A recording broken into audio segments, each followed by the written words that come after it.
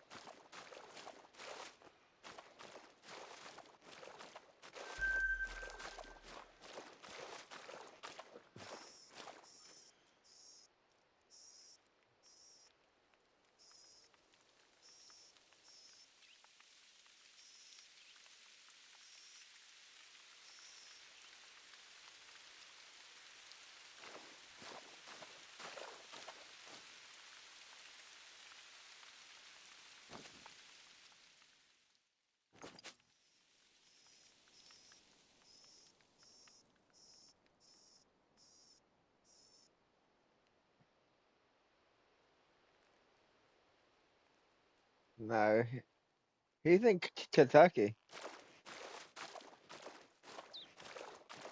I'm in Virginia.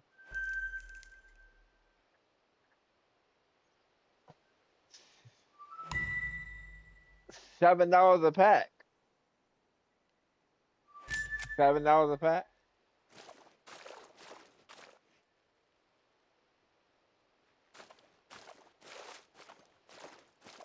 Well, what the hell's a mark?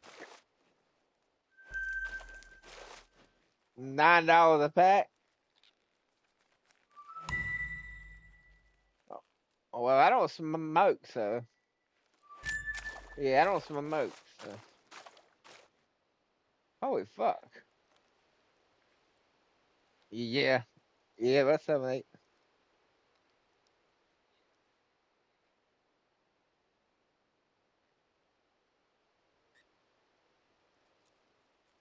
Yeah, you know what that means? You need to stop smoking. You save a lot of money. No, I don't smoke. I don't drink. I don't do shit.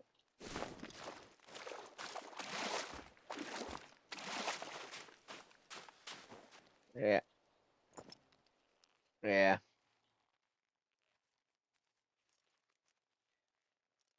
No, hell no.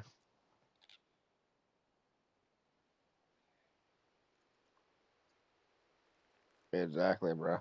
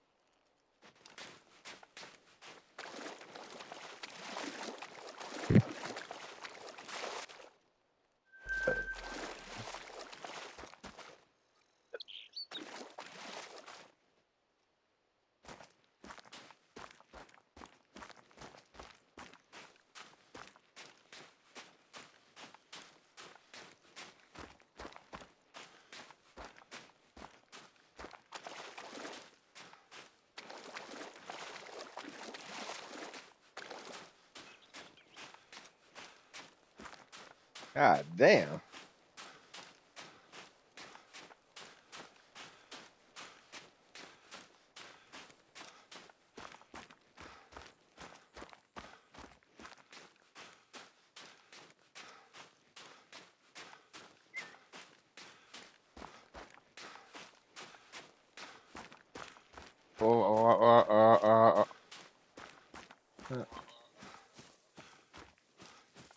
Oh yeah.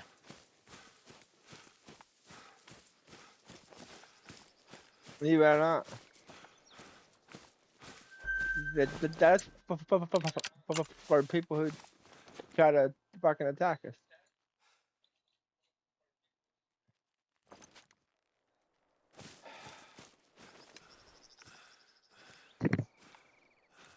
I mean, if you don't, you can always come back over here. In a little bit. Okay. In a little bit.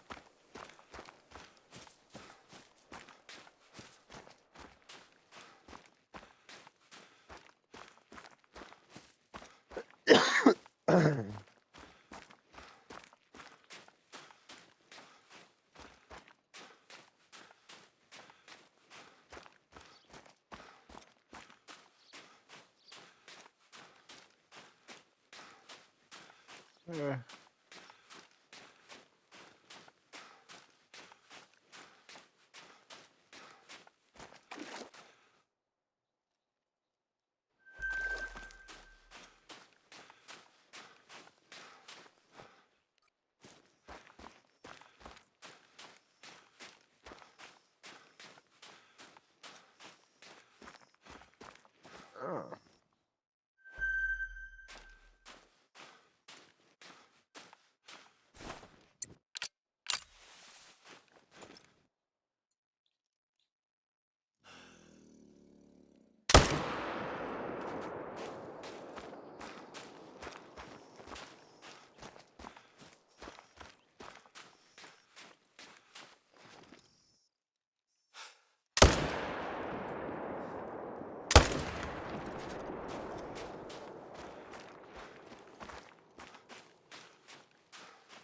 I don't know.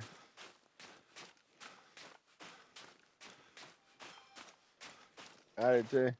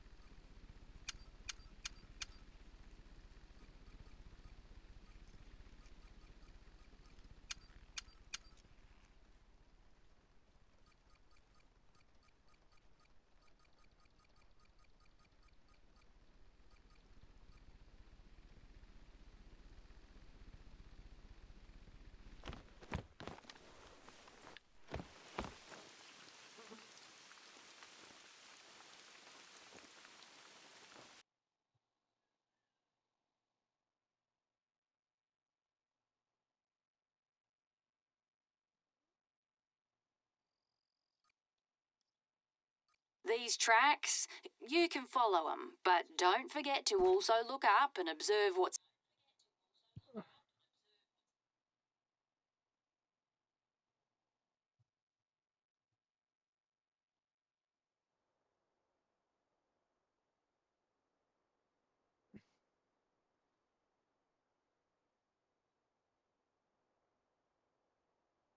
Where did the ute drop you off exactly? Anyway, you're not far from my station. Why don't you climb the fire lookout tower that's close by and see for yourself? From there, you'll see clearly where things are.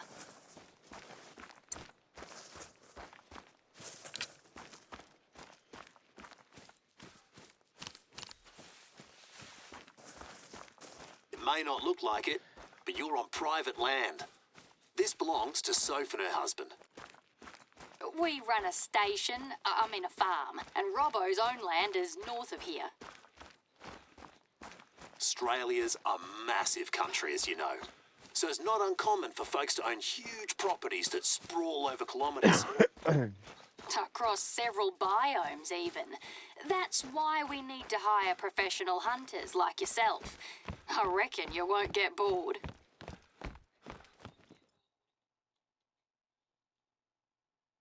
Feral goats are everywhere in Australia. One of the many species introduced by settlers. Some of them were released or escaped and became feral. Seems we aren't very good at keeping animals in their pens.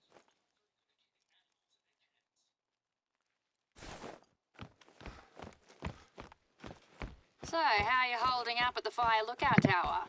Quite the workout, eh? Good on you. You almost made it.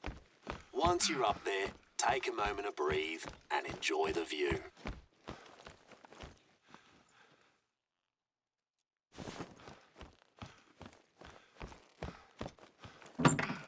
The outback. That's one of the first things they think about overseas when they hear Australia. It's arid and it can be tough out here, especially after the bushfires in the last few years. But it's also a surprisingly rich ecosystem, home to heaps of unique and sometimes bizarre species. Yeah, that's a roo if ever I've seen one. Be careful. Could be tough to hit a vital organ when they're on the move. Did you spot my station from up there? Then please, come and get settled in. Sorry I can't be there to greet you in person today. I'm out on a hunt too.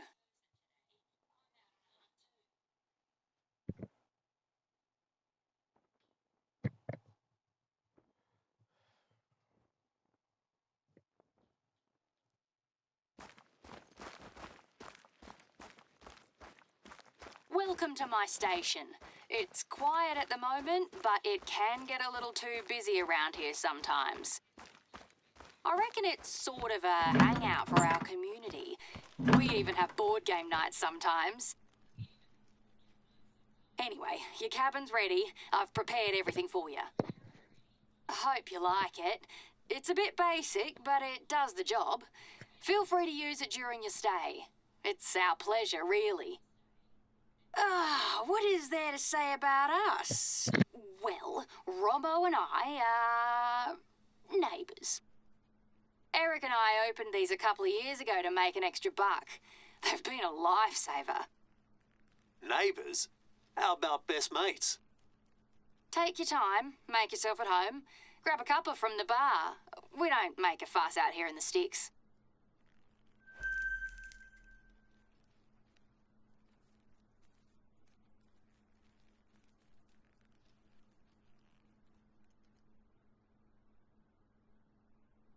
If you're ready, we can get started. Wait, would you mind grabbing something before you head out? It's a book Robbo lent me ages ago.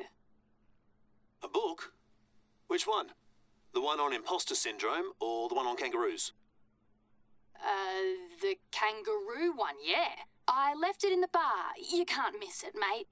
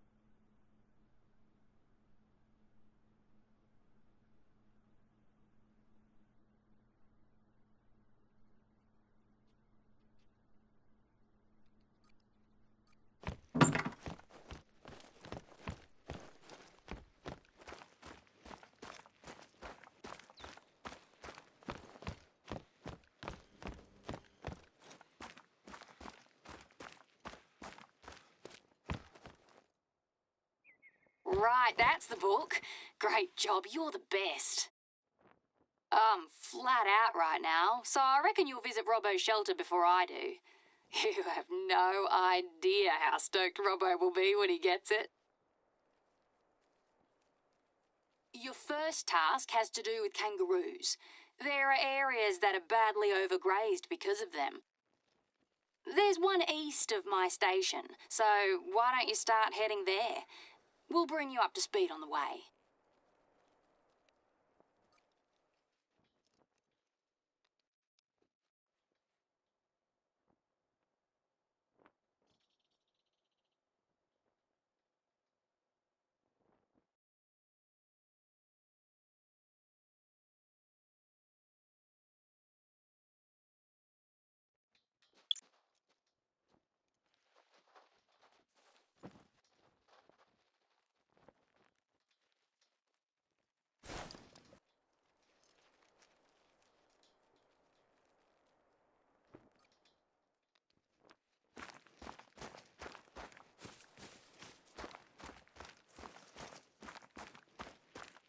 Since I reckon you're not familiar with roos yet, here's a bit of context. Later, we know you can do your own thing. We have the eastern grey kangaroos around here. You'll find them in the outback, of course, but also in grassy bushlands. They're a very important species in Australia, but they don't have a lot of natural predators. So they can easily be in overabundance and cause overgrazing. They can make life heaps harder for other animals and throw the whole ecosystem out of whack. Not to mention the economic impact on our stations. Can't say it's been too brilliant the last couple of years.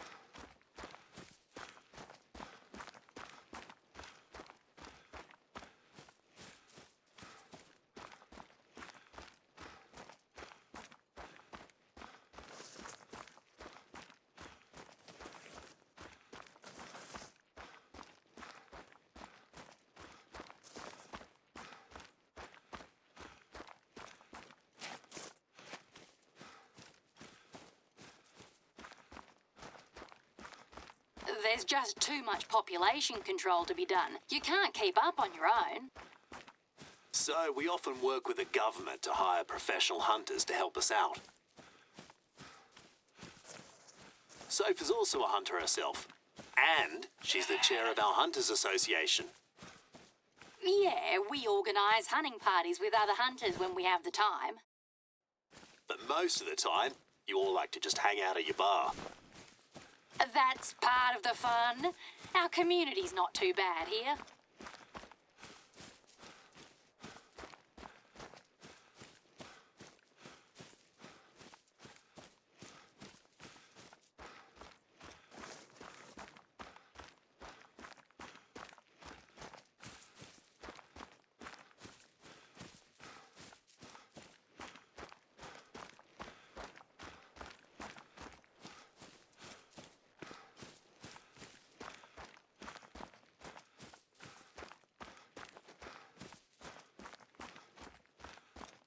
First, try to spot a roo from a distance without spooking them. Your best bet is to climb a fire lookout tower. Another workout for your calves, I'm afraid. Robbo, he turned his folk station into a wildlife sanctuary a few years ago. Yeah, we take in wounded animals. We nurse them back to health and, if possible, release them back into the wild. And you arrange guided visits with schools. That's when Robbo gets to talk the kids' ears off about the wildlife. I know. That's the best part of the work. And, most of the time, they listen.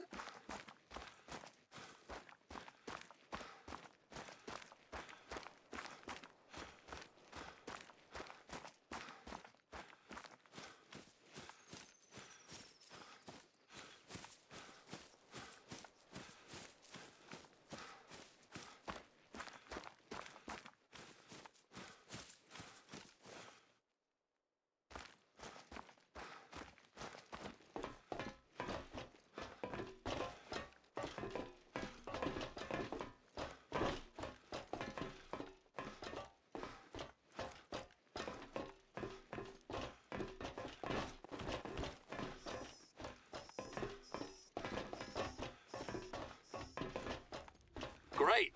How's the view? Take out your binoculars and try to spot a kangaroo from up there, for starters.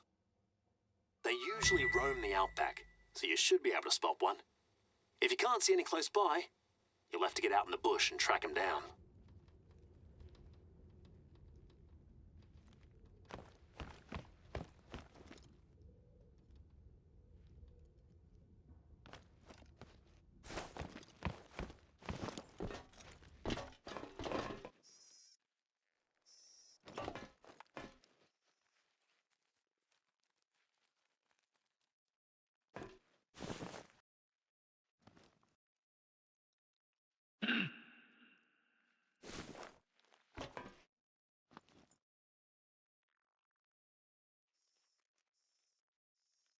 Good.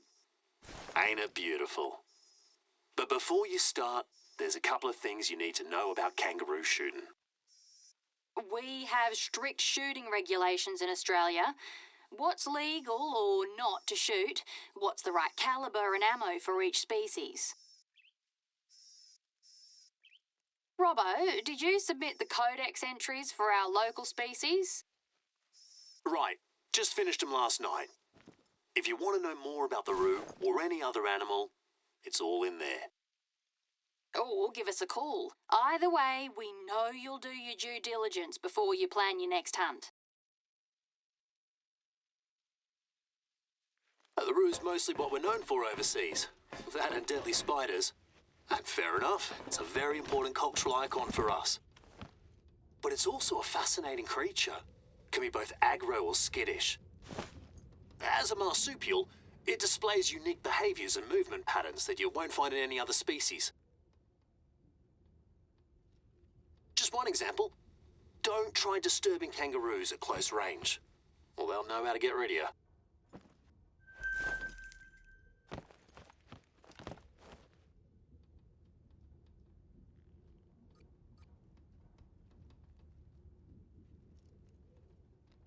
It's time to introduce you to one of your main tasks here. Invasive species and pest culling.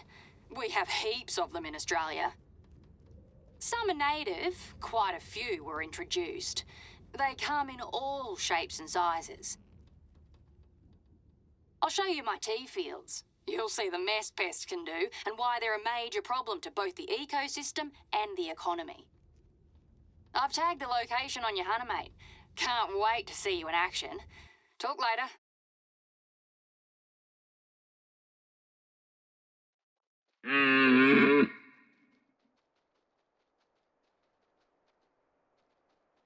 Oh, and as agreed, to help you in your task, our Hunters Association is happy to offer you a varmint rifle.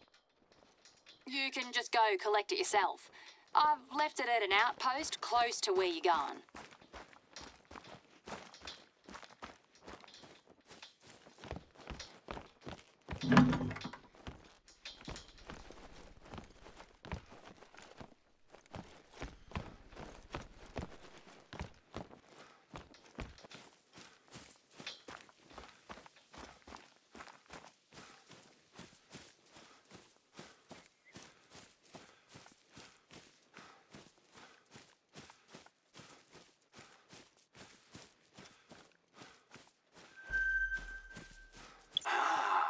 Arusa.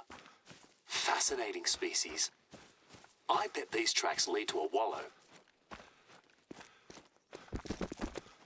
Back in the 18th and 19th centuries, people thought it would be fun to bring deer over and hunt them, just like they did back in Europe. Soon enough, they thrived in their new environment and started competing with native animals. Yeah, within a few generations, deer populations were out of control. And that's just one of the many biodiversity challenges we have. Just in the last decade, we lost tons of threatened species.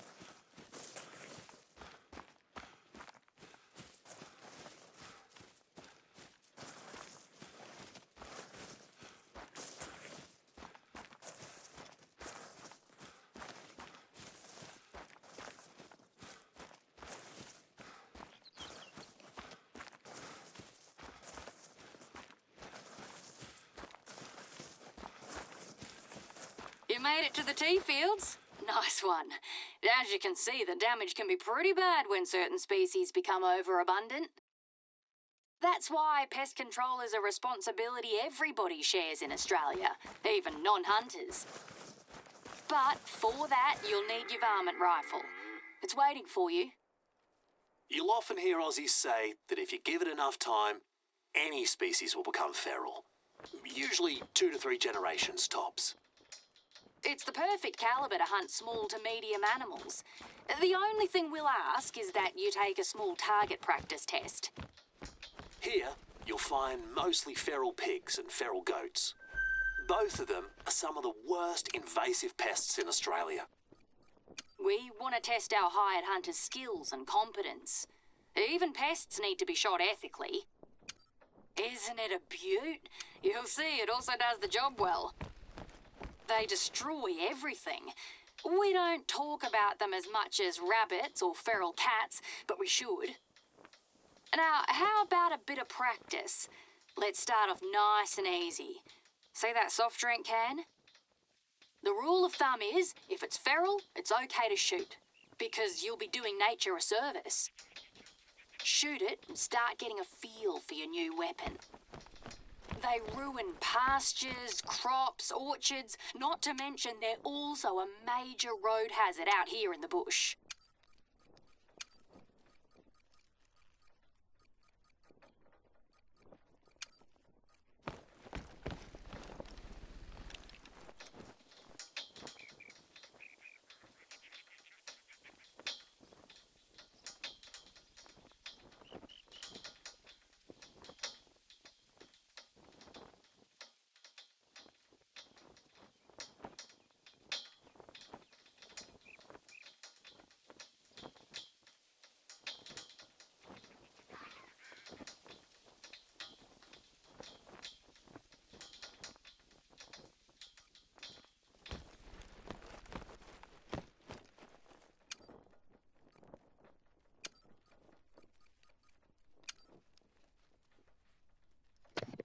He voted both of us. What are you talking about?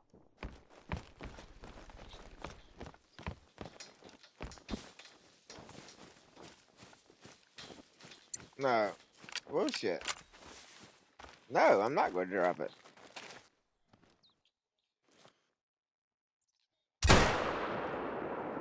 Let's up the ante a little. Exactly. Try to shoot that target. Still using the rifle, of course.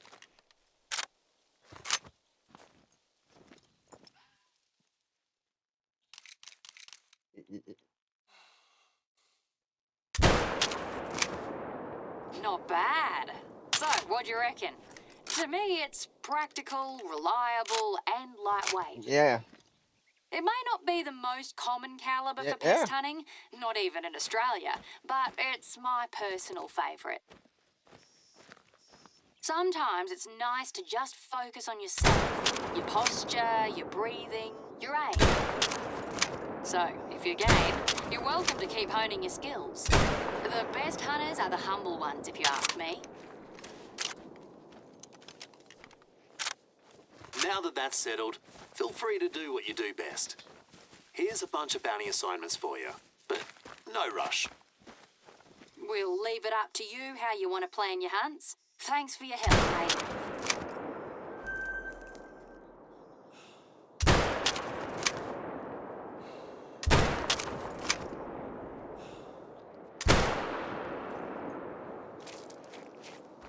North of the river, it's mostly my property. I can't wait to show you the sanctuary.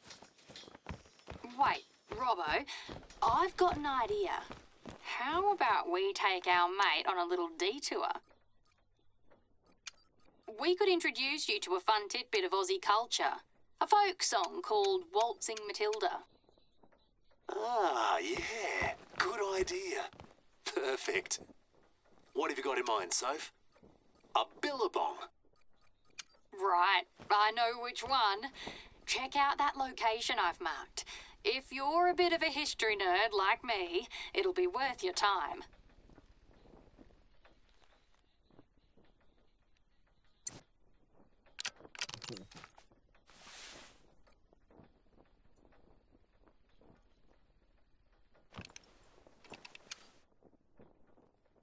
Billabong? Sorry, we should have led with that. That's what we call a kind of U-shaped lake or waterhole. Right. We have Aussie terms and phrases for everything, as you've noticed.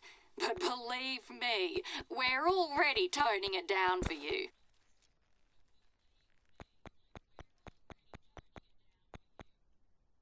So, what's your plan, Soph? Oh, please tell me you're not going to sing. Sing? Oh, no way. But I'll gladly talk about the song and what it means. Yeah, I feel better. I wouldn't want to relive another 2012 karaoke debacle.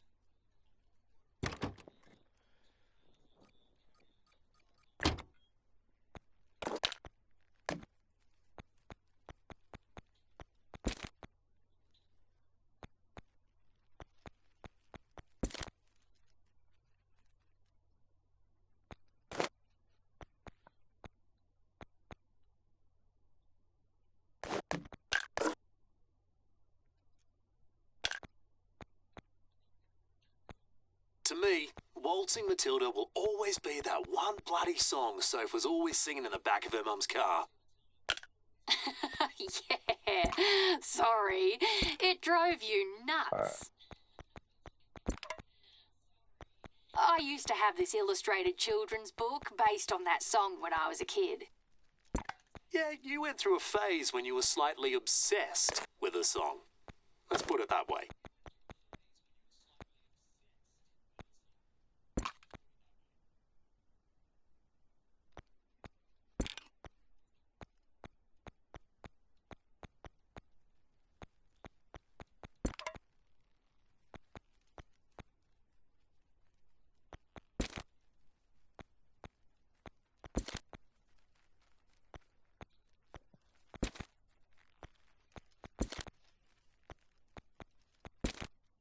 Originally, it's a traditional song from the early 20th century, a so-called bush ballad. It's full of old Aussie words that no one understands anymore. Well, that's my take on it. It tells the story of an itinerant worker, aka a swagman, who travels across the country looking for work. He makes camp near a billabong, takes a break and drinks tea. That's how the song starts. Anyway, it ended up becoming very popular and beloved by most Aussies. Everyone has covered it. You can even hear it at sports events. If you ask me, it's pretty much seen as Australia's unofficial national anthem.